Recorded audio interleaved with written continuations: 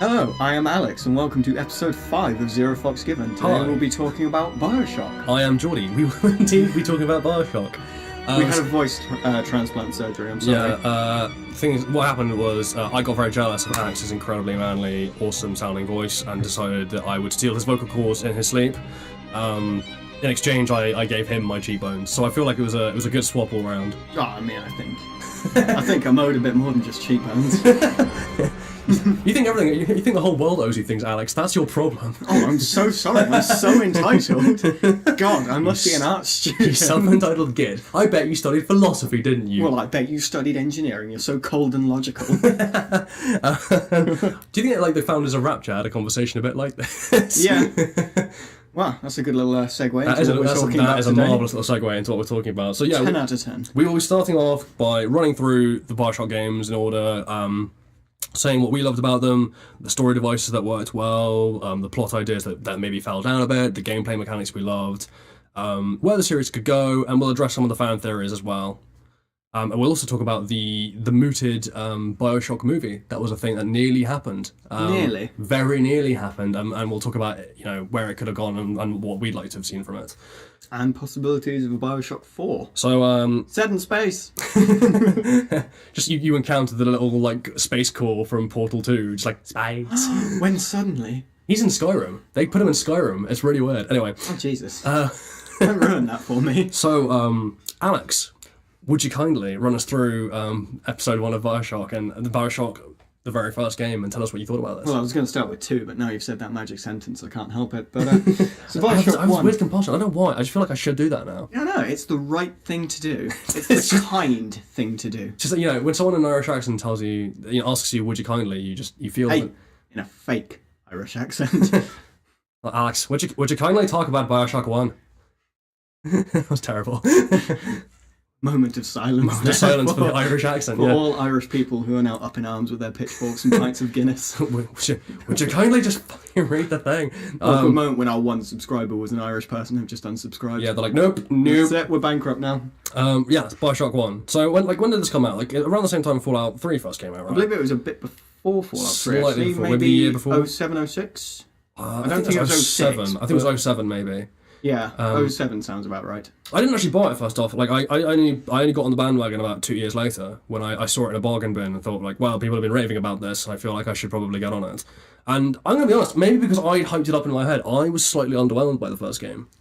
I was definitely underwhelmed by the second. The first game, to me, I really loved. It seemed to have a decent pace to the killing. It just seemed entertaining, just running around shooting. Pace to the game. Yes. That's what we look for in games. We all play video games because our inner psychopath wants to go on a mass murdering spree, okay? Like, not too quickly. There has to be a good pacing. Yeah, you into need to the build things. it up. You need to have points of high stress, points of low stress. Oh my goodness. This is where serial killers fall down, I'm sorry. What, like by podcasting their intentions? That's fine. See, this is a normal movie. I'm going to state my intentions to you and give you time to foil my plans. Yeah, Samuel L. Jackson's going to burst in through a wall and stop you any day now. Oh wait, no, you can't. I've stapled them to the ceiling along with the animal rights dude. My ceiling's getting pretty full up there. Look, I had a hole in my ceiling, the damp's coming through, and I need to find a way to patch it. I mean, admittedly, the blood's probably not doing a lot for the damp, but like... What plugs up damp well? A human body. Nice. I've patched the hole, alright? I feel this is why I studied engineering, not you. This is why I studied art. Well, it looks good, I'll give you that. It does look good, it looks amazing. It's not Fantastic for the concept. structurally, not the most sound of creations. Nah. So yeah, the thing with Bioshock 1, the art style's great. Like, there's an interesting thing with Bioshock 1 was when I first played it, obviously there's that, that initial bit, which is the only time Jack effing speaks, is during that prologue. But he's such a relatable character. He's so relatable because he never says anything at all, ever. And like, yeah, so like, you get the plane crash, you get that amazing initial entrance into Rapture and the Andrew Ryan voiceover. Which also, I mean, more than anything else, it serves as an introduction to like the ideas behind the game. At least the more obvious in your face ones, like the game as an exploration of a particular political ideology. Like in this case, it's obviously Ayn Rand's objectivism for Rapture. It's almost like a statement of intent, welcoming you into it. And like you get that great scene with the whale going through the ruins of Rapture, and it's all really Way cool. to bring down the tone. Just, oh yeah, it was a statement of intent. Oh, it was a really good speech. There with the whale. I love the whales. The whales are great. I like whales. I like whales. Not the nation. The nation's fine, but I prefer the mammals. Oh, fine. The mammals are fine. You went to Wales last week. You I did still go to bitter. Wales. I went to Anglesey. It was a hell of a train journey. Anyway, so, Oh, where are we? I mean, like again, like what did you think of the story of Rapture? I mean, like I liked the fact, and I know there's a lot of games have now picked up on this. The idea of you just finding audio tapes and bits of evidence and putting it together yourself. I really liked that. Like I like that they didn't just have a character being like Mr. Exposition being like, Andrew Ryan did this, and then this happened, and then there was this. Well, to go back to our previous episode about psychological thrillers, things like that, it did what they do quite well, or the good ones do quite well. It gave you the tools to piece it together yourself instead of handing it all to you on a plate. Yeah. Which was quite a nice game to go through and do that. I think a lot of games have now piled on that idea of just, finding audio tapes and Just do what you want. do what you want. And like obviously, well, the other thing you've got to give props to the Bioshock game for is just how great the world building is. Yeah. Like I know it's not really an open world game. It feels open world to an extent, but like there's only a very limited number of places you can go at any one time. And Well, that's the success to it, though. To give you a limited environment, but still make it feel like it's open world. Yeah. That's the world feels very real. It feels very lived in. Like obviously you come to Rapture post its fall. You don't really see it at its height until you get to Burial at Sea, many years later. But the original Bioshock 1, it's all in your head, really. Like there's the ruins of it, and there's the idea of it, and there's the things you find that tell you about it. And obviously you've got the Splicers running around, and Sander Cohen and all those people. Moment of silence for Sander Cohen. And may he rest in our hearts. Dr. Braum and all those people running around. But like it's a very odd. It's more of a mystery game in a lot of ways than it is an action game. Well, yeah, 'cause it's one of the mystery games where you've missed the party and you're Yeah. going around afterwards trying to sweep up and find out what the hell went on 2 hours ago. Yeah, literally. Like you've walked in and there's like the ruins of like. You're an angry parent after your teenagers just held a party, and you're like, what have you done? No, it's more like a clueless parent. It's more like you wandered into your house and you don't have children, and there's the remains of a party there, and you're like, what the actual hell just happened? But I didn't even fill out those adoption papers. Literally. Now we sound like my parents. What did you think of it as again, like obviously there's two parts to Bioshock, one of which is obviously that political exploration, going through objectivism and I mean again, maybe this is just more something I've got a not about the game, but more of a tick on my shoulder about than you do, because as a philosophy student there is that very classic Wait, I thought that was me.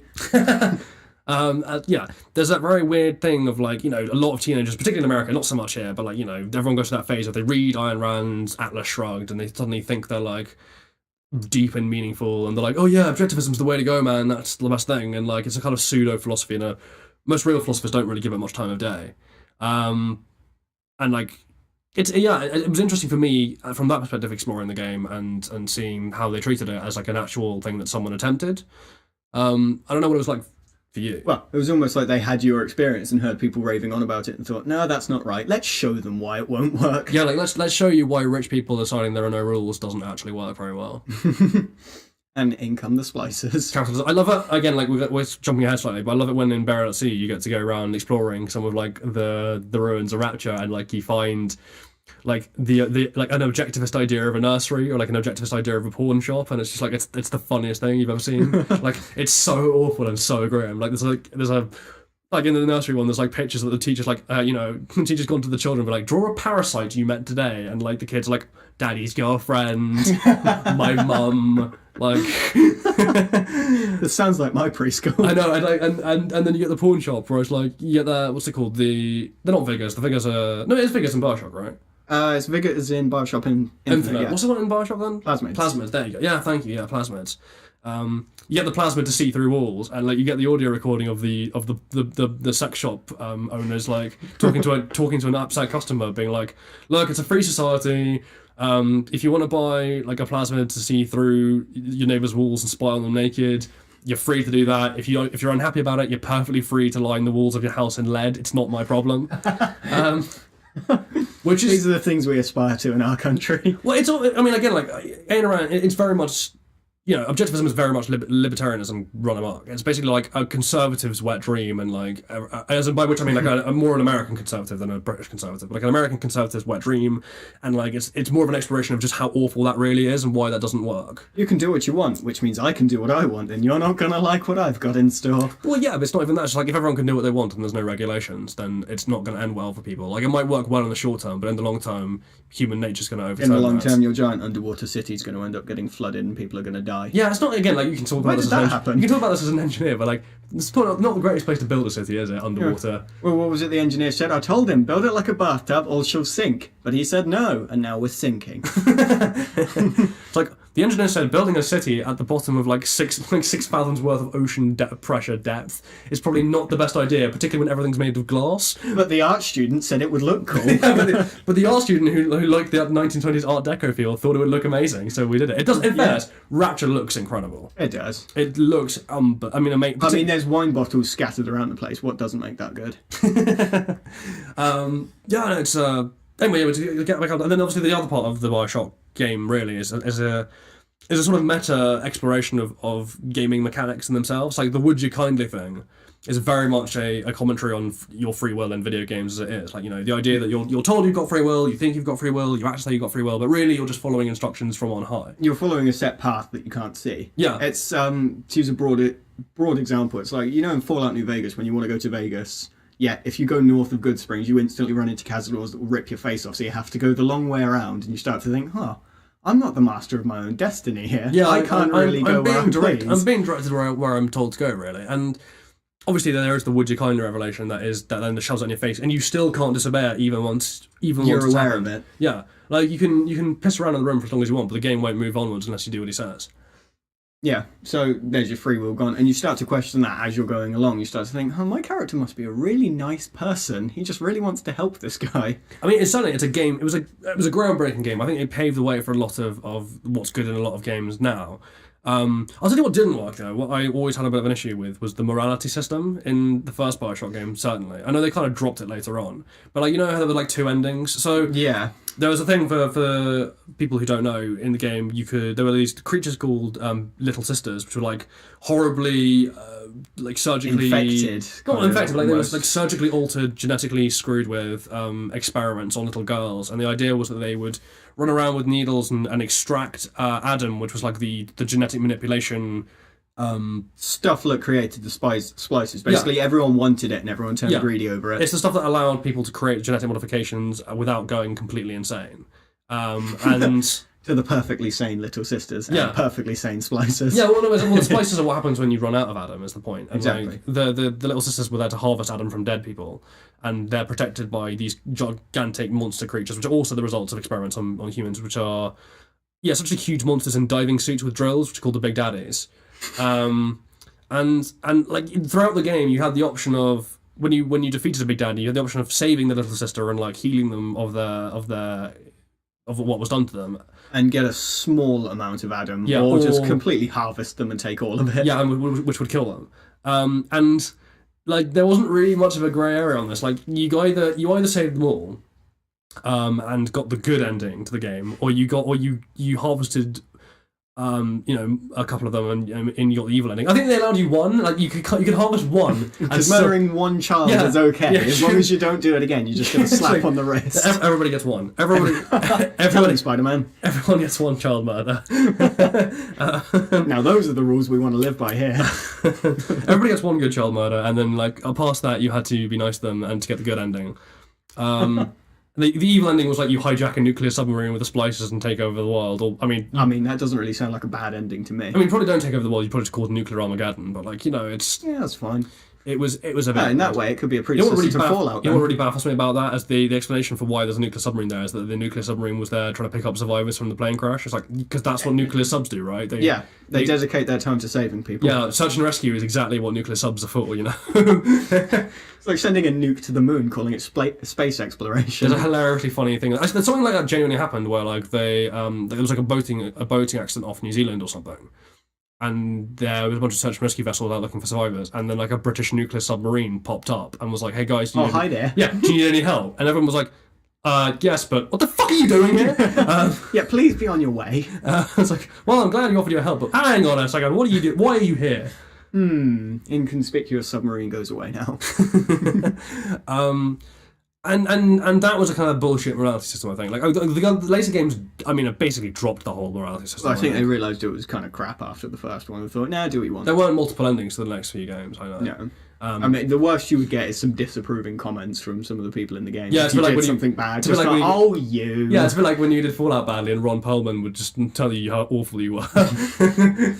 That made me so sad. The Lone Wanderer did not follow the father's selfless example. And ordered a completely immune of radiation person to go in there, the sensible choice. Yeah, exactly.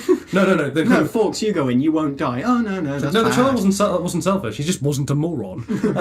Yeah, sorry, Liam Neeson, you dumbass. Complete idiot. I don't want to say that. I feel like he'll walk through my door. Yeah, he's underneath my couch right now. He's gonna pop up and I don't know why I just said the word Told you I'd couch. find you. That's such an American thing to do. Sofa. It's a sofa. I'm sorry. Why am I sat on the sofa then? Oh, God. Because Liam Neeson's gonna kill anyone. It's gonna be you. I'm sorry. Dad? Anyway, back to the other game that we were talking about that we both kind of like. Yeah. So I don't know why it was. I think the thing with BioShock was I was expecting it to be far more open world than it was, and like I've gone back and I've replayed it, and I now appreciate it for the masterpiece that it is. Obviously, it's got issues. Like any game from 2007, it's got issues. It's got surprisingly less issues than most games from That is true. 2007, to be fair. And its story is, I mean, the story it kind of weird is if you actually think about it, the story in the first one's sort of non-existent. There isn't really a story in the first game. You just kind of follow a set path and do what you feel like, and then Yeah, it's kill a more, it's couple far guys on the more way finding through. out about the story you weren't there for, which is the fall of Rapture, than it is about anything else. But it's odd because that's still quite enjoyable to do. There is Which, if you listed that on a piece of paper instead, most of your developers would look at it and say that's not really much of a game. I mean, are there any like good characters in the first Bioshock game? I mean, there's Dr. Braun, but she's really just making up for mistakes she did previously. Because like she created the Little Sisters in the first place, didn't she? Oh no, she didn't. Fink did. No, that was Fink yeah. did that. But like she was involved in the creation of Adam or something. Like she was there for something. Andrew Ryan turns out to be much less of an arse than you think he is in the first part of the story. Yeah, but that's the interesting thing with Andrew Ryan, and it is that commentary on the political ideology of objectivism that he kind of goes behind his own principles to try and keep Rapture together. Like he nationalizes businesses and he prohibits things and he shuts them down. He makes things illegal, all of which runs counter to what objectivism is supposed to be about.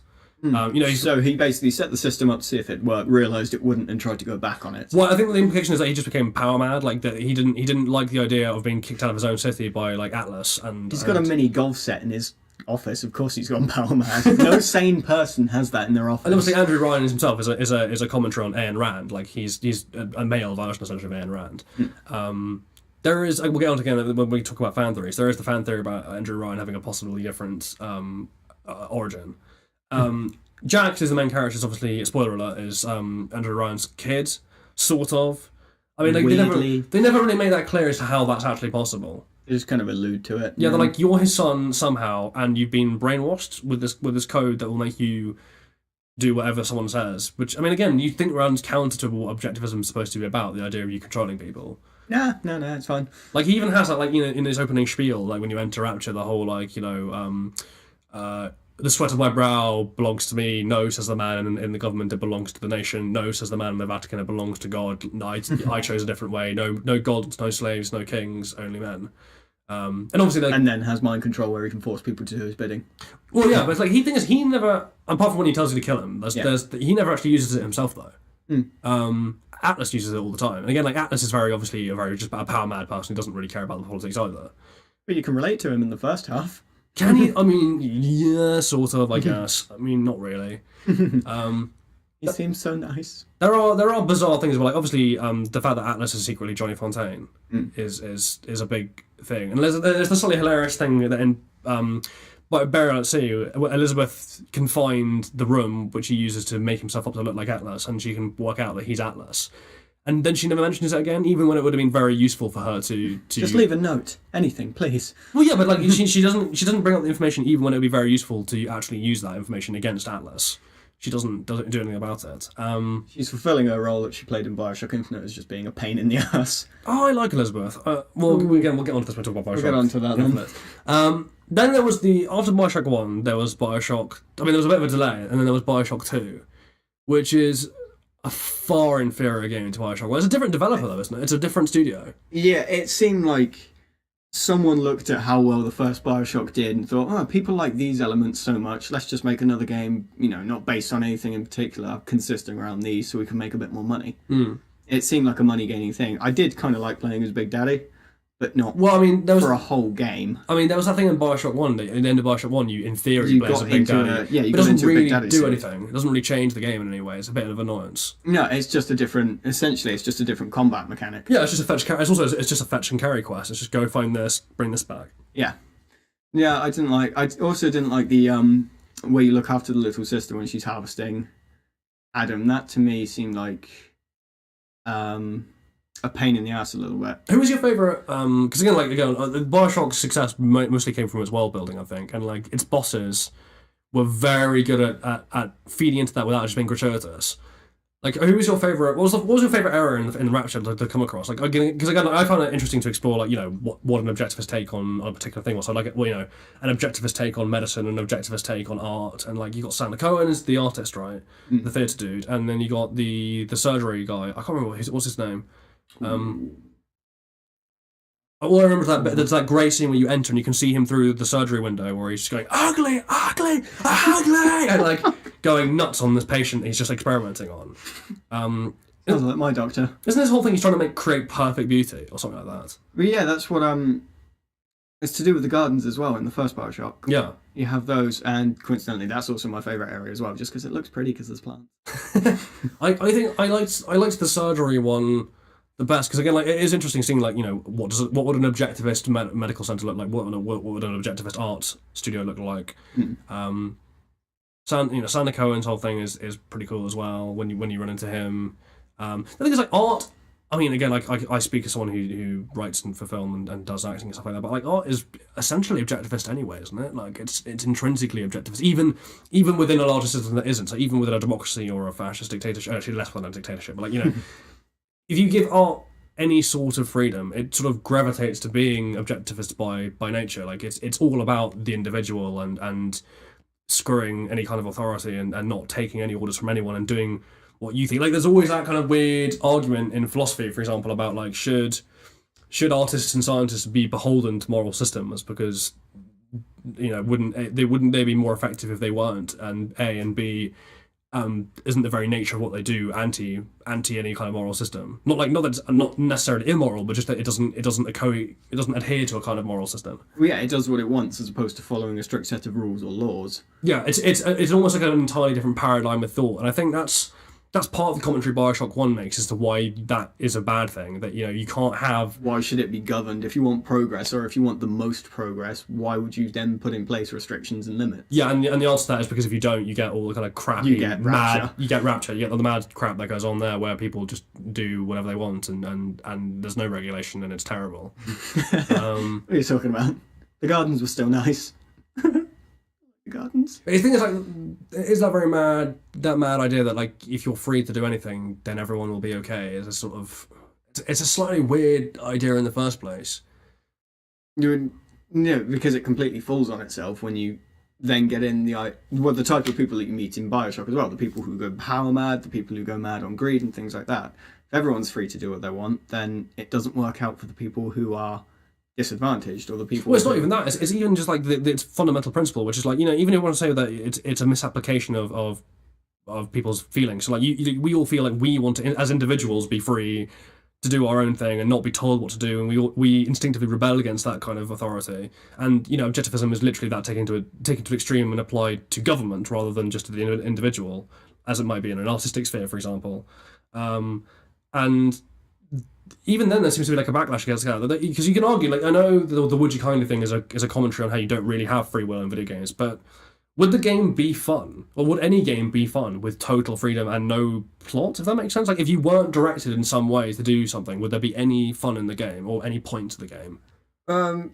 Probably not, unless you get lucky. This actually draws me back to, I can't remember what game he was talking about. It draws me back to Yahtzee Crowshaw's commentary on a game that had quite a lot of open world sort of stuff. And his main gripe with it was just, you know, the game just plonks you in and says, do this, do what you want, you know, you find your own fun. But how do you then know, if you play the game, you don't inadvertently play all of the shit bits and not have fun with the game? You don't know what you're looking for, and you don't know what you're trying to do. So maybe maybe Bioshock's entire mechanic of drawing your attention to that fact is again part of its commentary on objectivism is saying, like, you know, it's all very well on a theoretical level to be individually free, but you do need some restrictions. Not total restriction, but you need some restrictions to stop you from having a shit time basically. Well, it seems like it's lending perspective to the kind of timeline of video games when you start out in extremely restricted level-based video games where you go from point A to point B in a level and then load the next level, to the point where now we have giant open worlds in video games. There's a cross point there when you stop having fun because you have no goals, you have no set mission. Here's a question: where do you think the Bioshock developers actually land then on the political spectrum? Because obviously, like the game is a pretty damning indictment of that very radical kind of conservativist, everyone's free to do what they libertarian, do what you want kind of thing. Well, so they stand against that. Yeah, but like where on the spectrum do you think they fall? Because again, we'll talk about this again slightly more when we get onto Bioshock Infinite, because that introduces an entire new paradigm that they're opposed to, which is sort of the opposite. Again, like before I got to Infinite, when I was playing Bioshock 1, I got the feeling that they were very much in favour of that kind of like Western democracy, kind of like, just this very standard, like, isn't our democracy kind of nice thing. Yeah. We're free to do most things, however, there are laws that say you cannot do this because it's bad, essentially. They're trying to strike an effective middle ground. Maybe with maybe a little bit to the left, but because they do bash that kind of like, oh yeah, the poor get trodden on thing quite hard. Like that's why Atlas could rise to power in the first place, was that he gave his money to the poor to get their popular support. Yeah. It seems like the main things that they bash is essentially extremism on both ends of the spectrum. We could be very naughty and draw a parallel to real life politics here, which is like, well, isn't like episode 5, Zero Fucks Given goes political. But like, well, I mean, with Bioshock, it's hard not to. But like, I'll throw my name in the hat for President 2020. By the way, I mean, if Oprah can. But like, there's the thing about the rise of Atlas is essentially like poor people throwing their weight behind a populist figure, who says he's on their side, isn't, but who claims he's on their side against a very like rich elitist, upper class essentially of people who are very obviously uncaring towards the people below them. And maybe there's a mirror there into like the rise of populist movements now with like people, the reason people support Trump or Marine Le Pen or people like that is that they at least on the surface claim to be on the side of the little guy against what seems to be a very uncaring establishment. Well, it's a bit of a piss take essentially against the fact that politics nowadays has turned into essentially a popularity contest and nothing more. We don't want to draw parallels to nowadays political systems. We don't want nerds in the White House. We don't want people who actually know what they're talking about. We just want the people that we like the most for purely popular reasons. And it's either that or we get.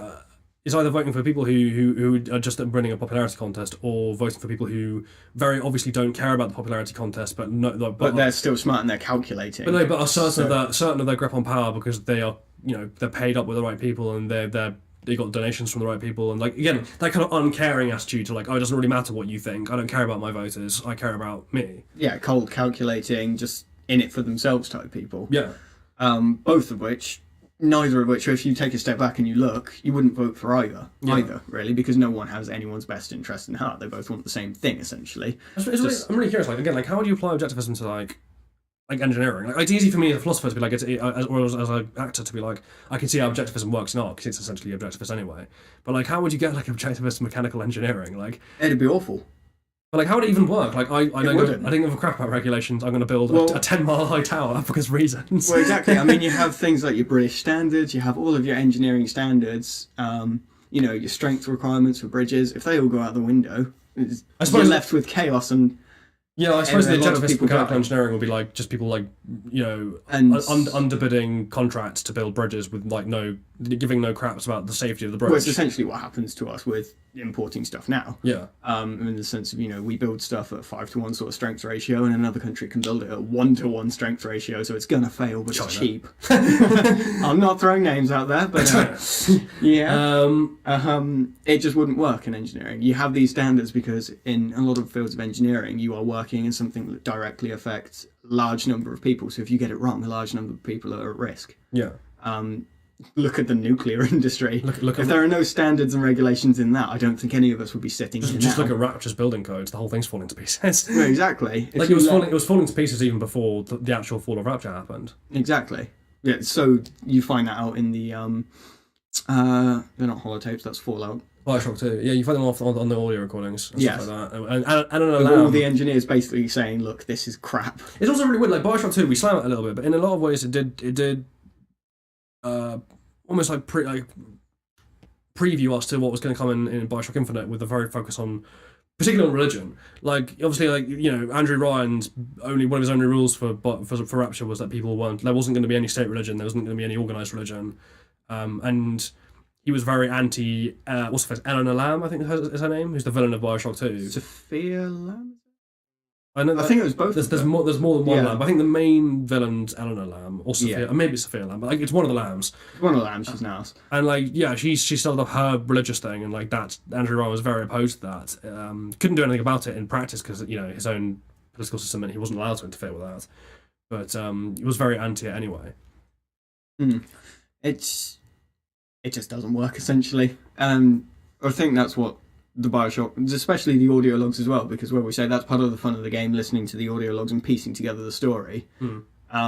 If anything, it seems like that's, again, the developers taking the piss out of, if this were done in real life, just the audio logs listing, no, it's not going to work, no, it's not working, look, we died. There's an interesting thing with the gameplay mechanics as well. Like, we can smash Bioshock 2 for being a very average game, and it's a very average game. But, you know, maybe it's sharpened. You can say, like, maybe it took elements of Bioshock 1 and sharpened them. Like, the combat system in Bioshock 1, people rave about it, but, like, going back, it's quite clunky. It is. Very clunky. Even in Bioshock Infinite, it's still quite clunky. Yeah, it is. It's got a lot of cool things, but it's using them all at the same time. It becomes a bit of a, you know, you have to have an octopus with you so we can press all those buttons at the same time. I also love the plasmids that do ridiculous things like bees coming out your hands. Like, oh, yeah. Like, I'm always really baffled by the in-universe explanation for why that would even develop as a plasmid. Like, people being like, you know, taking fire things with your hands, like, you could, like, it's a marketable skill or whatever. Like, you can see why people would sell it or buy it, but, like, I'm gonna make a plasmid that will shoot bees out of my hands. There seems to be, like, a lot of demand for that. And somehow. The crows as well. Oh yeah, the I want murderous crows. When's that going to help you? At a funeral? Yeah, like I'm intrigued as to the market forces at play in Rapture pre the fall. If bees coming out your hand, but like, you know, the Peeping Tom one where you can look through walls, or like I think it's actually called Peeping Tom. The fire hands one or the electrical hands one, like, you can see why that might have been sold. Want to be used in Spy easily. Yeah, exactly. Whereas, like, the bees out your hands one is just so mad. I don't understand. The other one, the donkey punch or something like that. I know it's not actually the donkey punch. That's an entirely different thing. It's something like that. Something like Buck Up or something like that. But basically, you shoot a wall of air at someone and throw them in the air. Oh, okay, yeah. No, I think I remember that. Yeah. Oh, Bucking Bronco, that's it. Bucking Bronco, that's the one. That was weird, man. Like, yeah. They were weird, but they were fun to work with. But, like, the thing is, like, they were fun to play with, but, like, there was no in-universe explanation for why they existed. They exist, why? Because it's fun? Yeah, literally. And, like, okay, I think the next thing is, because the Bioshock series, I think, really took a step up with Infinite. I think Infinite, even though it's the third entry, I think is in terms of gameplay, it's the preeminent game amongst all three. And I think, even though its world is arguably not as interesting as Rapture, Columbia is obviously where it's at. It did a lot more for the game series and being this internationally recognized kind of like powerhouse of ideas. I think that it became. But let's get on to very racist powerhouse. Well, no, but let's talk about, well, the games themselves aren't racist. It's just a commentary on it. But yeah, let's get on to Bioshock Infinite and talk a little bit about the world there before we get onto the plot. So, obviously, they took it into a different dimension, different reality, and you got Columbia rather than Rapture, and Columbia's like kind of floating city, and then the political system that they went to explore was that very, like, awful American exceptionalism, kind of like America's the best, and it's quasi-religious, and like, but in a very weird way, like, it's cultishly religious rather than any organised kind of system, and slavish obedience to a kind of like father patriarchal figure of like white supremacy and all the worst bits of America basically put together. It's basically, whereas Rapture was like a kind of look in the mirror for capitalism and for rich people, I think Bioshock Infinite was much more a kind of look in the mirror in general for American attitudes to the world, and seeing its most negative aspects made large, basically. Yeah, a bit of a piss take on this is the greatest time sort of. Yeah, we're the greatest era. country in the world. Like, everything we do is great. Everything everyone else does is awful and wrong, should be outlawed. Yeah, literally, and it's very. It's a weird game. Infinite. Like, it's again, like, I like it a lot. I prefer it in a lot of ways to Bioshock 1, just because I like the characters a lot more. Booker and Elizabeth, who again we'll talk about in a second, are far superior to Jack, in my opinion. Mostly because Jack is a kind of enigma, he doesn't say anything. And he's just you. Which is fine. But he's just a conduit for the player. But he's not interesting in and of himself. He's interesting because you're playing as him, but like he's not actually an interesting character. Whereas, Booker and Elizabeth have their own thoughts, they have their own stories, they're interesting people to get to know. They react to things. You can see them reacting to events, whereas, in the first Bioshock, and the second for that matter, it's just your reaction to that. Like, you and I are going to disagree massively on Elizabeth, but like I really love Elizabeth. I think Elizabeth's a great character. I was very fond of her. In a lot of ways, she's probably more interesting than Booker. I know she can't really separate her story from Booker's, but like it's in a lot of ways a more interesting character. She pisses me off for the one reason is that her timing is awful. So if I walk into a gunfight and there's 5 people shooting at me, she's just like, "Oh, here, have some money. Yeah, great. I want to stop to catch some coins while I'm busy shooting someone. Gee, thanks." She's as bad as Piper in Fallout 4, who stops to have a meaningful conversation when you're being bombed. They look a little similar as well. Yeah, they have the same sort of voice. They have the same haircut. Oh my god. Theories. Piper is an Elizabeth from right, we'll work on that one. Episode 6 will be a short episode just on theory. Yeah, I mean, there's... well, before we get really into Burial at Sea, which links, Rapture and Columbia much more closely than they were before. Like, before that came out, Infinite was very much a separate game, if that makes sense. Like, it was literally in a separate reality. And the nature of what the game was exploring with like kind of quantum physics idea of multiple realities and playing with timelines and playing with alternate possible worlds. Like you did briefly go to Rapture in Infinite when Elizabeth portals you there to kill Songbird.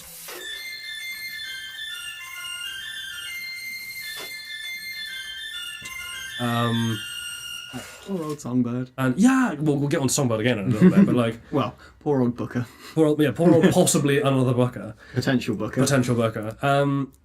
Yeah, so you saw it, but it wasn't really anything to do with Infinite, other than the bit where the Lutece twins are rowing you out in a boat to the lighthouse, and like there's that idea. And again, I think the game developers are on hand saying this as well, like where they were like the only thing that links the Bioshock games is that there's always a city, there's always something going down. Well, no, it's like there's always a city, there's always a lighthouse, and there's always something going wrong. Like those are the only real links between the games. Well, that's the thing in Bioshock Infinite as well. Whereas the other ones, you're trying to figure out what happened before it. You are the Kickstarter, you're the firework that sets it all off in Bioshock Infinite as well.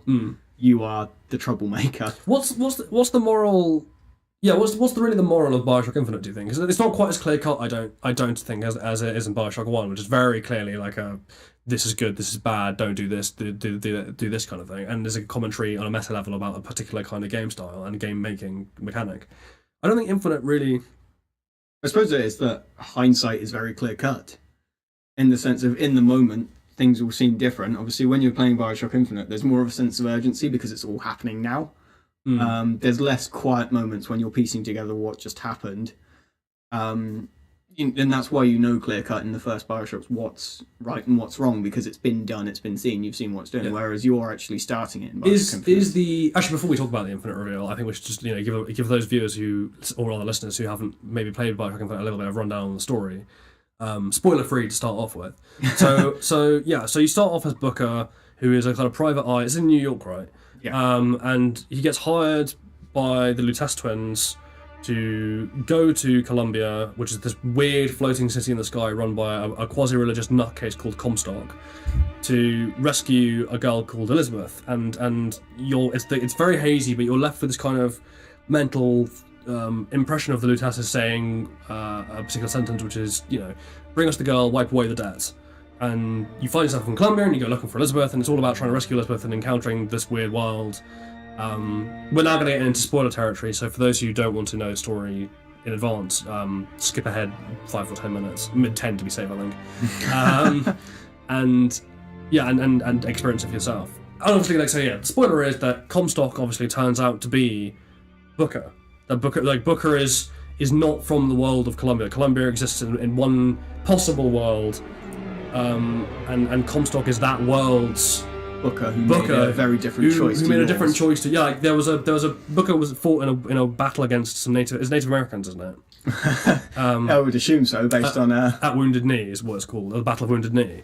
And in the aftermath of the battle, he was offered the chance to be baptized and washed of his sins, and the Booker that you play as chose not to. He chose to walk away and had a daughter, Elizabeth. She's not originally. I can't remember her original name. She's not actually called Elizabeth, is she? Elizabeth's the name that Comstock gave her. But like her original name, yeah, she was.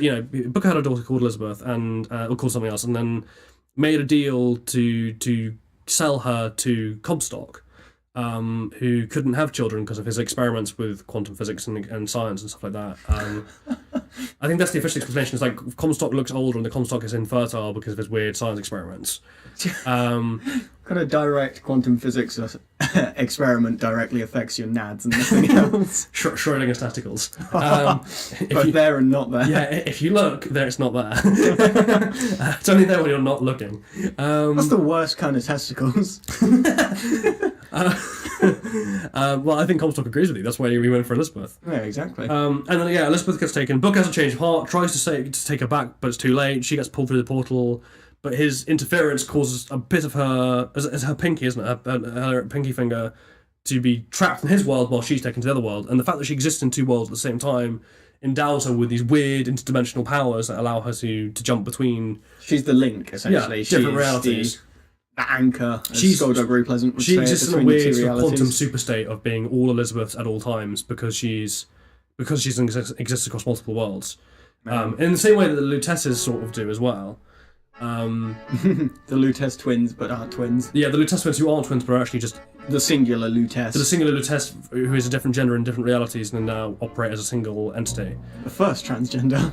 Yeah, like they are a great set of characters. Like they are really funny, and their conversations are some of the best bits. Their petty arguments just mimic. Well, that's another hint towards their actual state of being. Obviously, when you start playing the game, you think they're twins. Their petty arguments are the kind of I don't know if this is me being a psycho or if you experienced this as well, but the kind of petty arguments you have with yourself in your head. Yeah, and also like the arguments themselves. You to think, The actual conversations they have are very like when you get asked to flip a coin and guess the coin and it's heads and it's always heads. Always heads. And the male Lutece is like, that's not really as satisfying as I thought it would be, and stuff like that. But like there's comments on the fact that they are manipulating. They're sort of acting like the universe's interdimensional kind of police. They're making sure all the timelines go the way they should, and they're regulating the game. They're making, in a way, they're the developers. They're the game developers. It's really weird. Like they're a kind of an analogy for it. Yeah. Arguably. But yeah, is the reveal in Infinite that you're Comstock, is that as hard hitting as the reveal in Bioshock 1? No. Yeah, I don't think it is either. It feels like they looked at Bioshock 1 and thought, right, we need another big penny dropping moment. And just went for that and just thought, oh, this is something that they'll never get. It's what we were talking about in the previous podcast again, as, leading you up to a certain thing and then having that moment where it's revealed to you, as opposed to just, not hinting at it and then dropping a surprise on you just for that factor of, oh, wow, it's that. Yeah. And it seems to sell itself quite short. I think, it's not nearly as good a twist, I don't think. And particularly with Bioshock Infinite, I think there's always the feeling that it's trying to live up to, on an aesthetic level, it's definitely trying to live up to Bioshock 1. And I think fans liked it, but were initially disappointed it didn't really link into the world of Rapture as much as they thought it would, other than that weird little cameo where you portal in and portal out again, and Elizabeth becomes kind of creepy. I like Elizabeth. I think she's I think with Infinite, the one thing it does have, the massive advantage it does have over Bioshock 1 is that it has far better character writing, and I think a lot of films could take a good, or TV series, or even other games could take a good long look at the way they develop the character of Elizabeth and the way they have her being played and learn a lot from it, because she's a very likable character. She's a very real character. Like she doesn't have like abilities that are, well, she has magical abilities, but like they're not done in a way that there's no explanation for them. And also, she's not just, she's the lucky one who was born with these. Well, it's not even that. Like she doesn't turn up with a perfect ability to control her powers. She's not there being like, I can do this. She's finding them out throughout the game. Yeah, and she doesn't know who she is really. She doesn't know. She has a very charming, very simple. She just wants to go to Paris. She wants to leave this horrible place that she's grown up in. She wants to go to Paris and be happy, and that's all she wants. And she's it's a very touching character in a lot of ways, and her relationship with Booker is really interesting, particularly after the revelation, when they find out that Booker is Comstock, and then to stop him from being Comstock, they have to kill all possible Bookers. So they all the Elizabeth crowd together and drown Booker in the river in Wounded Knee, so that he'll never accept the baptism in any world, will never become Comstock, and somehow doesn't cause like a massive time paradox by doing this. Almost reminiscent of the first Bioshock when all the Little Sisters gang up and kill Fontaine. Yeah. There is because there's the after credit scene in Bioshock Infinite, which kind of hints at the idea that there maybe are some Bookers who do survive, or like who aren't drowned at Wounded Knee, and who do get to raise their daughter, and because the loophole they have is that Elizabeth is the only Elizabeth, and Elizabeth must kill all the Bookers that led to the creation of Elizabeth in order to prevent Comstock from ever being a thing, and to prevent the destruction of New York and Columbia's and racist invasion of the rest of the United States, and to prevent Elizabeth ever in any dimension from fulfilling Comstock's intended destiny for her as the lamb of his the prophet and the messiah of his wacky evil world. And you do meet the older Elizabeth, one of the older Elizabeth, who has gone down that path and is trying to undo it, and she's the one who sends you back to rescue herself. But there is the idea that because Elizabeth's the name Comstock gave her, there are worlds where Elizabeth, in quotes, doesn't exist, and only her original self exists, and therefore maybe Booker is allowed to live with his daughter in those worlds.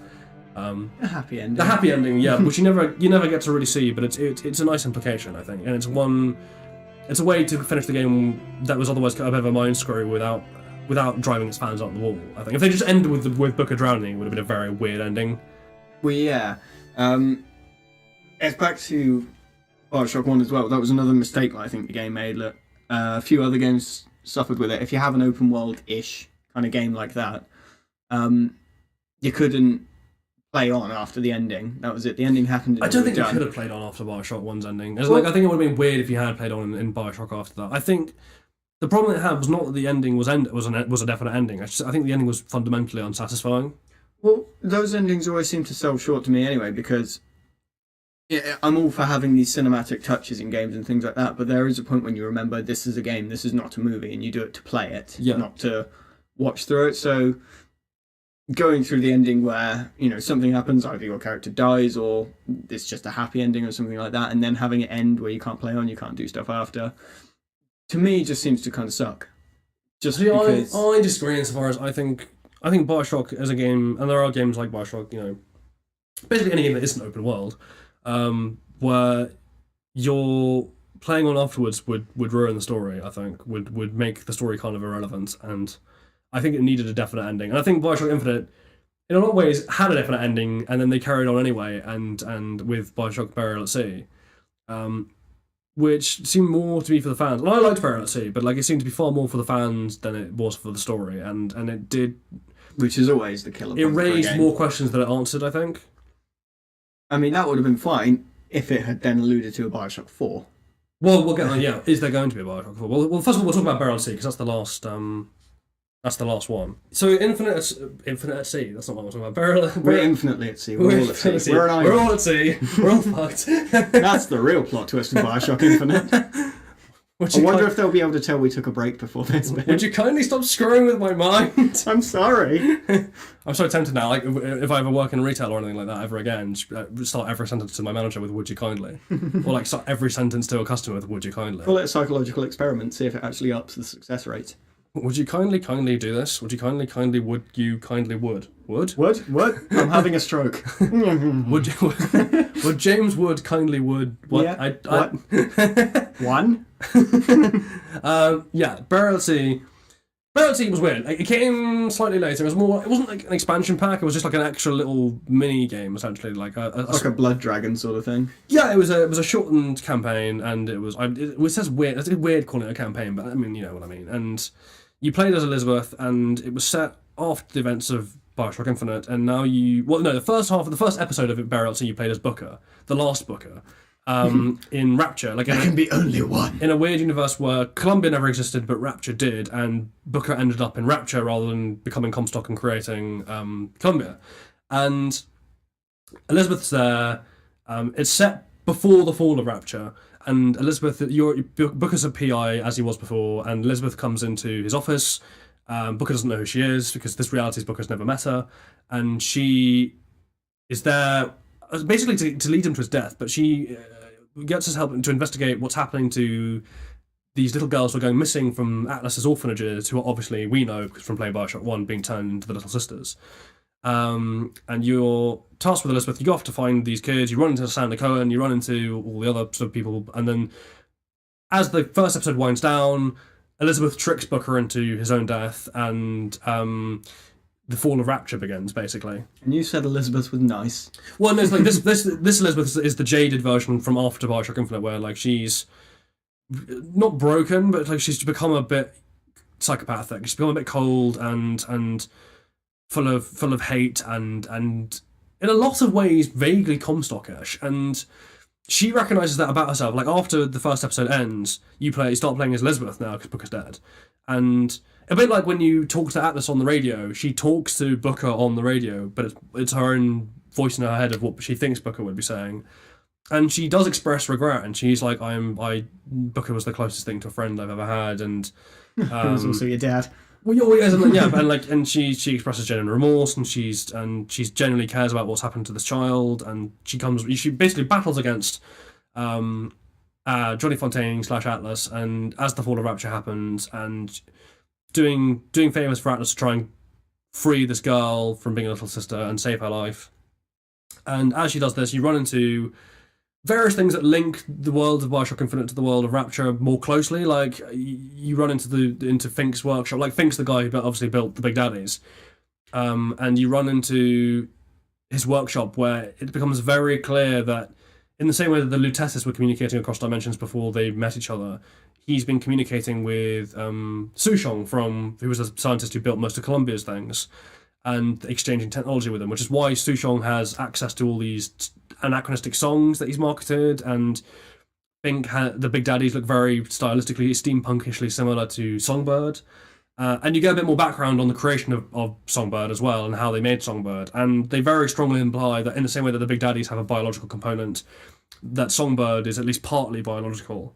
And they trained him to imprint on Elizabeth and protect her viciously. And again, like there's a fan theory that was born out. That's very similar to what another character does for Yeah, Elizabeth. like there's a fan theory because they tried it with multiple times and it never worked. Like it never took, and they eventually did work when Elizabeth runs across baby Elizabeth or young Elizabeth runs across the broken Songbird and repairs Songbird, and Songbird then imprints on her. And there's a fan theory that suggests that the reason this Songbird imprints on her and the reason this version worked is that maybe this Songbird is built out of the Booker of another world. Like they the Comstock and Sushong kidnapped a Booker from a different reality and harvested him to become Songbird so that he would slavishly protect Elizabeth. And which actually makes Songbird a fairly tragic character if you think about it. Yeah, just a mechanized bird created from the remains of your dead father. Yeah, and as we discussed earlier, like you also run into things like the Objectivist nursery and the Objectivist sex shop, and basically they're not very good people. Yeah, and like they give you a bit of a rundown on the links between the two, and they very closely link it in. And obviously, this again, spoiler alert for people who want to play the story. Skip ahead 3 minutes. They end up showing that Elizabeth's quest to free this girl and how the favour she gets to Atlas is to give him this command code to command Jack, which is the "Would you kindly," and she sort of foresees that Jack is going to be the one to save everything and salvage the Little Sisters out of this horrible mess that is Rapture, and willingly gives her own life. Atlas brains her with a pipe, and to save the Little Sisters in the long run by setting in motion the events of Bioshock 1. And a lot of fans were annoyed with this purely because they liked Elizabeth a lot more than they liked Jack, and they were unhappy that her story ended up being in service to Jack's rather than just parallel to Jack's, which I do get. And I think the reason they did it was that it ties up the story, and the studio I think at that point knew that they weren't going to be making any more and that they were winding down, and that's the problem with having games. Why they did it. It's the problem with having games that serve as the final one being a prequel when you've had such jumps in what you can do with games, because obviously they were all spanned across the same generation of platform, PS3 I believe. Yeah. but there's so much more they could do by the time, because there was so much more they understood and knew by the time they got to Bioshock Infinite. If they had those sort of tools in Bioshock 1, it would have been a stronger game. So I think you can be a little bit forgiving of the fact that had they known what they knew when they did Bioshock Infinite, they would have made efforts to make Jack a much more likable character, or a much more relatable character at least. You mean Bioshock 1? Yeah, Bioshock 1, sorry. No, that's understandable. The bits that are less understandable is like their attempts to cover up some of their missteps. So again, in Bioshock Infinite, one of the big with Daisy. Yeah, the big misstep in Bioshock Infinite was the bit of the story where Daisy Fitzroy, the leader of Vox Populi, which is like the public uprising against Comstock, who has been largely at that point portrayed as a sympathetic character, randomly kidnaps the child of one of the elite families and becomes like a child murderer, like threatens to kill this kid, and Elizabeth sneaks up behind her and stabs her with a pair of scissors and kills her, and that marks Elizabeth's transformation from an innocent child into a more weary, cynical, weathered would-be killer, and which is what the Lutece twins are sort of. Yeah, that's the point. Like, it was a weird, jarring moment in Daisy's character that didn't seem to fit, and a lot of fans were like, "That was weird. Why was that?" and didn't really like it very much. And so, rather than just let it be, they tried to retrospectively re-engineer it so that the reason Daisy did that was that the Lutece twins convinced her to do it because it was necessary to turn Elizabeth into this person that they needed her to be to save everyone. Which seemed to me like a very lazy, misjudged. It was needed because story. Well, it was a lazy and misjudged attempt to cover up their own storytelling mishaps from Bioshock Infinite, and I didn't really fit very well. There was it was an interesting game. It was an interesting tie-up to the series. I think it was a bit of a story misstep in a lot of ways. It was unnecessary. It was more the thing. Like, it was fun to play, and it was good finding out more about the world, but it didn't really add anything.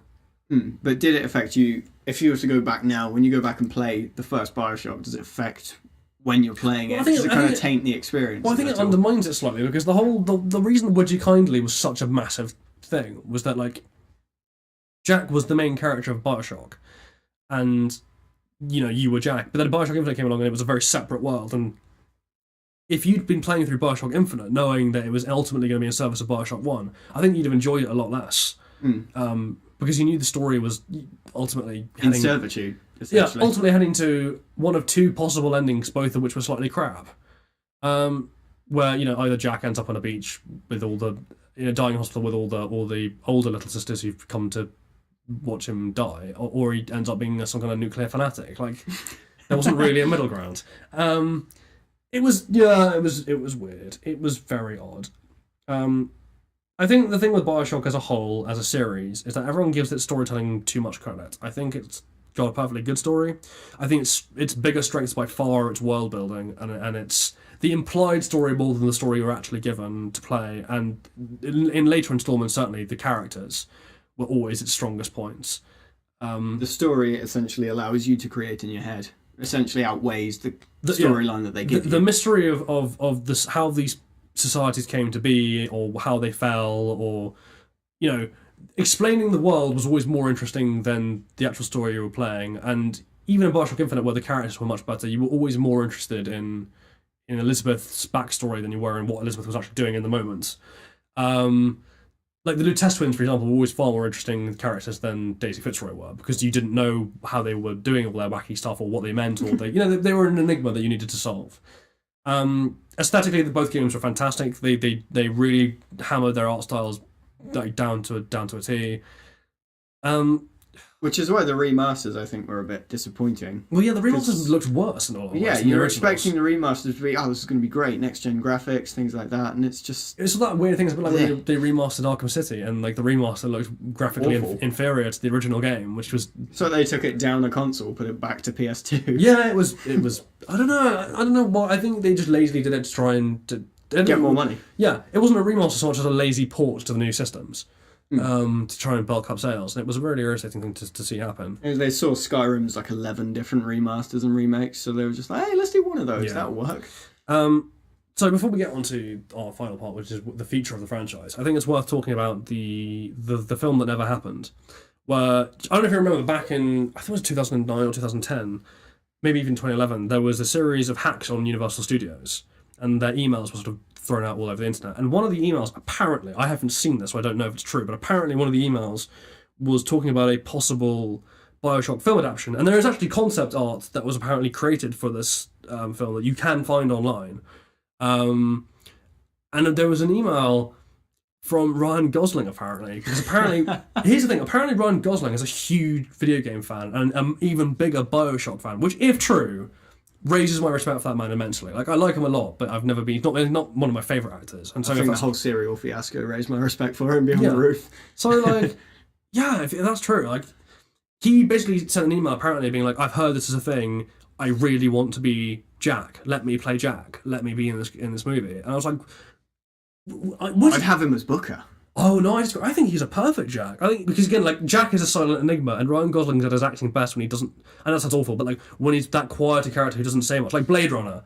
He was essentially playing a Jack-esque character in Blade Runner, and he's very, very good at it. And I think that would have been the perfect. And the same with the Blade Runner was sort of perfect for him. I think that would be the perfect world for him to inhabit, like aesthetically beautiful, where the mystery is the focus, not the character, and he can go back to his roots from like Drive of being that very silent, stoic Serious character. Yeah, I think it would have been. I think that the film potentially would have been great if they'd made it an 18, if they'd gone the whole hog and tried to. If they'd had so much funding so they could actually create the worlds. Well, if it's instead Universal of CGIing Studios, it. well, if it was Universal Studios, if they would have. I think the bigger issue is like, it's a. I don't think what director would suit that down to the ground is Guillermo del Toro. That is true. Because I'll agree with that. Because Bioshock is a very aesthetically weird, politically odd, horror-esque game series, and to do it justice, you need a director who's got roots in that, which Guillermo del Toro obviously has in spades. As long as he didn't Crimson Peak it. No, but I think like, he would have been if fantastic. he'd done like Shape of Watering of it, like, you know, or one of his earlier works, like, or you know, like Mama, or was it Mama? Is that what it's called? Like the horror movie he did about like a weird evil spirit. I think it's called something like Mama. Anyway, and like. Yeah, I think he'd be perfect for it. I think it's a film that would need to be an 18. I think you could, or a 15 at the least. You couldn't, if they tried to make that a 12-8 to child friendly. it wouldn't work. Because like, you know, the Bioshock is at core a quite grim series. Well, I think it would go to 18 anyway because there's so many references. Obviously, you would view Adam as being essentially a drug. So yeah, I think references to drug taking, things like that. That's what bumps things like Fallout and Bioshock up to 18s anyway. Yeah. Also, like, there is child murder and there is, like, you know, but that's child experimentation and the weird big daddies and, like, I think it would that's just Saturday night. I think it would have been a great film to watch. If they got it right, I think it could have gone... I think if they'd have got it wrong, it could have really tainted the Bioshock experience. I mean, there is a thing, we have yet to have a good video game adaptation of anything. Yeah. But I think Bioshock, of all the games to adapt, is probably the best. It's when we were talking about Fallout being perfect for a TV series, like... If you're going to adapt any game for film, I think Bioshock works best because Jack is such a silent character. Because so much of the story was implied and not given in the games. There's do that as a There's TV a lot series. of scope, particularly if you start pre-Fall of Rapture.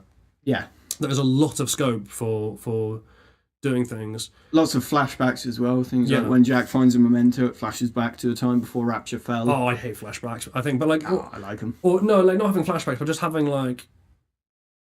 I don't know, almost like dream sequences where he wanders into like through a ruined doorway, and then he suddenly finds himself in the pre-Fall Rapture. Like, was it the Dunwich building? Yeah, like almost like a hallucination. Like I think that's better than doing flashbacks, because it gives you hints without smashing it in your face, and like it would be. I think it'd be a great horror movie. Anyway, like that was the mooted idea. It never came to pass, sadly, but you know, fingers crossed. At some point, it will.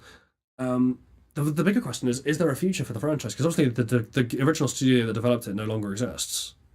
They all went their separate ways. I know some of them tried to crowdfund a new game. I can't remember what it's called now, but it was a very Bioshock-esque idea where like you're in a weird time you got like a magic glove that allowed you to like change timelines and it would change. You had like a room full of 5 different artists, and like if you went back in time, you could change the influences on the artist to create a different thing. And there was like a weird like Minotaur in the Maze kind of style vibe to it, and it was very like almost like the hotel from The Shining. It had that very kind of similar art style to it, and it looks quite cool.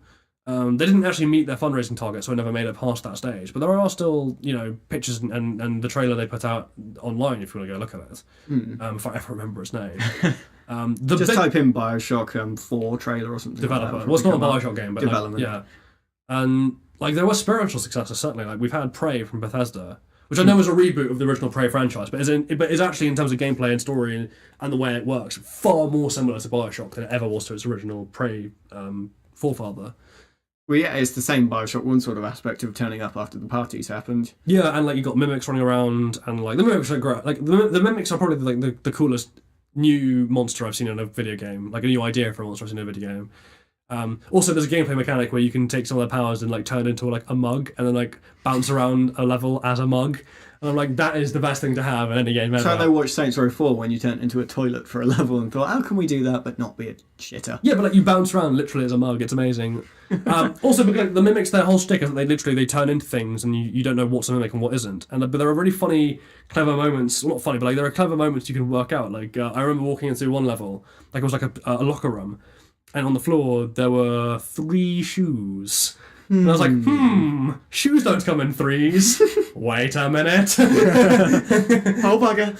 Yeah, it's like little thing like, but shoes don't come in 3s. Why are there 2 left feet on them? Oh my god, what's a mimic? Oh dear. Or the mimic that was like, if you find a gun on the floor, it's probably too good to be true. It's nearly always a mimic. Yeah, it still allows you to use it as a gun for a bit. But like, it was very Bioshock. It had the same game design layout. It had the same mechanics. It was very like, you turn up after the party's happening. You piece together what's happened through audio tapes and audio logs. You had the weird guns like the glue gun. You had the weird powers. Like you could get mimic powers through like they were called like neural mods, and like they're essentially giant needles you stuck in your eye. Oh, lovely. A bit like the sticking the needle in your arm for the plasmids or for the vigors, like but they just want it to be grosser. Yeah, literally, and it's trying to one up it, I think. That was very much a spiritual successor, and for anyone who hasn't played it, I do recommend go play. Was it horror genre? Yeah, it was. It didn't. It was one of those games that was sort of a victim of not having enough marketing, I think, and that like people didn't really know what it was, and I don't think it made as much money as they hoped it would. So. Viewers and listeners, go and buy it, and you will not regret it. It is a great game, and obviously, the more money they make, the more chance we have of getting a decent sequel. So, do buy that. Well, I think moving on to that point, if anyone were to take up the reins and make a genuine successor to Bioshock, Bethesda are probably in prime position for that. Yeah, absolutely. I think that's an IP they may look to acquire at some point. Particularly if Prey doesn't carry on. If they like Prey was a good idea and it got critical acclaim, but it didn't have the heavyweight title behind it, they might seek to redo that with Bioshock's masthead attached. There was also like an indie game that's coming out. Well, it was supposed to come out last year. It's now been pushed back, so it's coming out this year, which is called We Happy Few, which is very similar, kind of very overly colourful art style, very 1930s, 40s, 50s kind of like art deco-y kind of thing, but set in England. It was very much like if Bioshock had done 1984. You'd have ended up with We Happy Few, and you're playing like Arthur Hastings, and you're set in a village in Britain that was like post World War II, but where the Nazis won, and to get away from that horrible truth, the villagers have all created this new drug that makes them hallucinate a happy world of like perfect manners and very like fake over the top 1950s British cheeriness, and like, oh, cheerio, governor, and like it's what every American person thinks of British. Oh, people. Literally, everyone wears creepy masks and like has tea and crumpets and like pinatas, and it's very weird. But it's something we should probably play later on if we get to do Let's Play videos. But like it's very odd, and it does look quite cool. I don't know if you did a Bioshock 4, because obviously there is that thing like you need a lighthouse, a city, and a particular ideology. Where would you set it, and what would you base the ideology around? Like, what would you want from a Bioshock 4 in that vein? Well, location would be key. Yeah, but like, where would you put it? Well, now if you feel like you went into space, that's lending too much from Prey. Yeah, so that one I think's been written off by that. Underwater, again, that's been done by Rapture. I think you'd want to go somewhere that hasn't been done yet, which is quite difficult because there's nowhere massive, maybe an on Earth, but somewhere where you wouldn't expect to build. Maybe like a lava city. Yeah, some kind of geothermal settlement, something like that. Yeah. Like an Iceland vibe, like almost like that planet from the opening of Rogue One, which I know they filmed in Iceland, but like everything's like volcanic rock and it's grey and misty and I think the main thing that they show is somewhere that the last place you'd think to be inhabitable. Maybe like a rainforest, like city, like a treehouse city, or deep underground.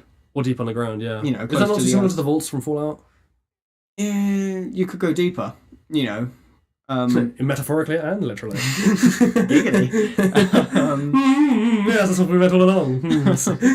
But I don't know, some kind of adaptation where they've put some shielding around the Earth's core where they can still extract heat to go to the surface. I'm just imagining someone putting like, paint layers around the Earth's core. Like... Just painting the core of the Earth. Like, how did I get stuck on this detail? It's like the weird, like, philosophically, like, meta deep internet moment of like, a room gets fractionally smaller when you paint it. Like, what have you done? No! You've broken my mind! You're reducing your real estate. It's free real estate. What ideology would be interesting to play with? Because we've had American exceptionalism and that quasi-religious kind of, like, we are best thing. We've had objectivism. What's an interesting political ideology, or like ideology in general, that you could use for a Bioshock game now? Like, I quite like the Rainforest one just because you could go nuts with like a kind of veganism gone mad thing. That's just my personal hatred of like vegans on the internet. Not even vegans in general, just vegans on the internet. Well, that's the thing. You don't hate anyone for what they do. It's the preachers you can't stand. It's the preachers and the judges. The guys who don't actually know what they're talking about telling me that like a beetle's a person, which like no, a beetle's not a person. It may have value as a living thing, but it's not got the same value as a person because it's not a person. Hey, I married a beetle last week. I mean, I know they're small, but yeah, that's true. And I know she's got those giant mandibles, but like we don't need to get into that here. I haven't healed from that. Occasionally rolls home like giant piles of poo. Yeah, I told her to stop bringing those. She just leaves them on the doorstep. Yeah, she buries most people bring home. She buries them in the garden and lays her eggs in them. It's really weird. Yeah, I know. She did that once in my cereal bowl. Disgusting. Rolled it home and laid eggs in it. Yeah. Anywho. We mentioned 1984 earlier. That kind of ideology would be quite interesting. Like Uber fascism. Uber fascism to the point where maybe a sneak mechanic is very, very directly because I know opposed. Far Cry 5 have not stolen, but they're really the backwater. They're really hammering home that religious element to American exceptionalism. You're in my swamp now. Yeah, like why's that suddenly gone like Bristolian? I don't know. You're in my swamp now. You're in my liver. All right, so Hot Fuzz again. Yeah, exactly. You just went Somerset. It was really Morning Angle. No, you want Morning Angle. Morning Angle. Sergeant Angel, take a look at his arse. But like, on him. Far Cry 5 rather is doing that very religious kind of bent, the cultish kind of like American thing, and I think I don't know what I don't even know what would be an interesting one to do. I mean, I think taking a different country, because we had two ones that came out of America with objectivism and obviously American exceptionalism. Maybe like a really. I don't know, I kind of, just for variance, and I say this as a liberal left-winger, like, I think it'd be really interesting to have, like, a whole, like, you can't offend people thing, like, a very, like, in Britain, like, a British set, like, very uber, like, almost fascistly liberal kind of society, or, like, you can't say that, you might offend someone, you can't do this, it might upset this group, or, like, you can't do this, or, like, just, like, basically micro-policing of people to the point of mad. It's like political correctness gone mad. Like literally, basically where people say we're headed now. Yeah, but like literally take that to a logical extreme, because we've had the right wing take it to the extreme. We've had extreme rights, and we've had extreme white. Yeah, literally. That was Bioshock Infinite. We've had extreme white and we've had extreme right and libertarianism and American exceptionalism. It would be interesting to see like the reverse, like the not even like real hard left, because we haven't had real hard right really, but like not even real hard left of like communism, but like just a very faux liberal, basically controlling society. Essentially, hard left. Let's so hard left, it actually becomes hard right. Yeah, and I think it would suit Britain as a setting. Like, Britain would suit that as a setting perfectly. My only issue with that is I was considering it, but I think if you go too close to what's topical today, the heat and the backlash that you could potentially get from it. But the thing is, like, that's what the first Bioshock and the second Bioshock game did. Effectively, the third Bioshock game, the only one that matters, the second one that matters. That's effectively what they did. Like, if you play it cleverly enough and don't make it so in your face, it works well. Also, if you want to do it in Britain, it does fit well into that deep underground, almost like mining colony kind of thing, because you can bring it back to like an alternate universe of like the Thatcher miner strikes, and like have like the miners having their own like society, or like an ultra unionized, like in a country that outlawed unions. That would work with a deep underground setting. Yeah, exactly. Have like an ultra unionized, very faux left wing liberal kind of like miners, like descendants. Almost like the Morlocks from the Time Traveller, Time Machine rather, like just under the ground. That would be a really interesting setting. And Margaret Thatcher was actually the good guy trying to fix everything. Yeah, let's not go that far. But like it would just be interesting to see the reverse, I think. That would be quite good. Well, yeah, I'd probably put weight behind that. I think it would fit in of all the several different topics that we just discussed in great detail. Yeah. Also, it means that you could pick a particular architectural aesthetic style, and then you can get like that thing that was very prevalent in the Thatcherite England of like concrete tower blocks and Corbusier's was towards a new Just everything's grey. yeah, like Corbusier's towards a new architecture style of everything's like square and concrete and utilitarian, rather than like the pretty Art Deco or the slightly mad American exceptionalist 1910 steampunk that we had. I think there's potential for that, but I think the main thing is a lot of thought behind it. You don't want one where obviously people try and reboot a franchise or anything like that, where they just spend a couple of years thinking about it just to essentially again pull in players and money. I think also the underground setting would work well from a gameplay perspective. Like, the reason Bioshock worked was that it was an enclosed environment. You were underwater. You couldn't, like, the reason it was open world, but you felt it was like it was open world, but it wasn't actually open world, and they got away with that, was that you were in a restricted environment as, by definition. Whereas in Bioshock Infinite, you might have been way up in the air, but because it was an open sky, you sort of felt restricted by the fact that you couldn't move around and yeah, I mean, you could jump from a few buildings if they had a skyhook on them. Yeah, and like what was really particularly annoying about that was also like the game mechanic that we'd been sold on, that like Songbird was going to be this ever-present threat who could pop up at any time, and actually he only turned up for scripted encounters. And it was very, very annoying. And apparently he drowns in 5 feet of water. But like, so maybe he really is Booker. literally. But that's another parallel, that maybe he is Booker because he drowns, and all the Bookers drowned. The only people who have ever drowned have been Booker. all drownee victims. It's a Booker privilege. It's a Booker rite of passage. It's copyrighted. It's copyright Booker. You get sued if you drown and you're not Booker. But like an underground environment would suit that very well, because like it's open world, but it's as free as far as you could physically go. Yeah, but like you are restricted by the fact that you are going to run into a concrete wall at some point. So, like, that won't stop me. You're going to run into about 200,000 tons of rock at some point. Challenge accepted. Challenge accepted. That's the next version up from the Ice Bucket Challenge. It's the 200,000 pounds of concrete blocks. Yeah, the rock slide challenge. Oh, I can see that happening. Oh god, anything's possible. I mean, we've already had the title pod challenge, so anything's possible. And the neck nominations. Oh god, yeah. I think that wraps it up for this week. I think lots of things. Well, I think therefore I am. I think therefore I am. Cogito ergo sum, dubito. It's actually more in line with dubito ergo sum. Like, he's really saying I doubt therefore I am, but that's a whole different philosophical discussion. Yeah, we'll leave that to the one where we'll leave that to the philosophy graduates like me. Yeah, I think we've had enough talk about Bioshock. Next week, my God! Right, you do that one more time. I feel like we've got a crust. We're gonna shove that penguin down your throat. We're gonna have to have a swear jar, but for next week jar. Right. Next podcast. The next week jar. Next podcast, we're going to do something slightly different. We're going to be doing a Marvel versus DC battle. Oh wow! You read the one comment that appeared on our videos. Yes. Whoever that man is, I love you. Well, we did have an episode set aside for responding to comments. I think that was a good idea. So we will do a Marvel versus DC. I think for the sake of, I think I know which side I'm going to be. You're going to be Marvel. I think I'm almost certainly going to be DC because I'm a massive DC fanboy. So I just have a physical attraction to Iron Man. Yeah, and you love Iron Man, whereas I hate Iron Man and love Batman. So that will be the battle for next week. To all our listeners, all 7 of you. Hey, there might be 8 now. I haven't checked. There might be 8 now. Yeah, thanks very much. Don't get murdered. Don't go drown. Don't go out naked in public. If a creepy scientist from a floating city in the sky offers you free upgrades, say no. No, say yes. You live an exciting life. Do what you want.